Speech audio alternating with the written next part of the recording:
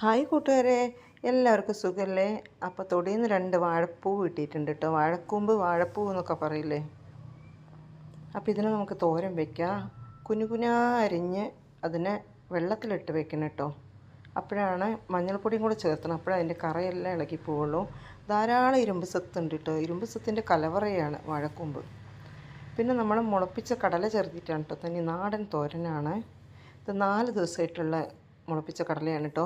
അത് നന്നായി വെള്ളത്തിൽ കഴുകി വാരിയെടുത്തു. എന്നിട്ട് അതിനെ വേവിക്കാൻ വെച്ചു കേട്ടോ. കുക്കറിലിട്ടൊരു 2-3 വിസിലെടുത്താൽ മതി. അത് വെന്ത് അതൊന്ന് ചതച്ചെടുത്തു മിക്സിയുടെ ജാറിലിട്ടിട്ട്.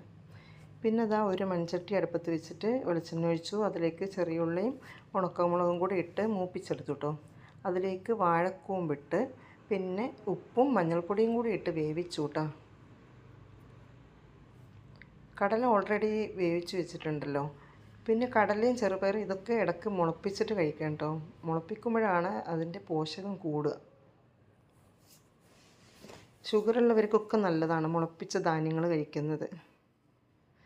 മുളപ്പിച്ച് കഴിഞ്ഞാൽ പിന്നെ ഗ്ലൂക്കോസിൻ്റെ അളവ് അതിലുണ്ടാവില്ല. എന്നിട്ട് അതാ ചതച്ച കടല അതിലിട്ടു കേട്ടോ.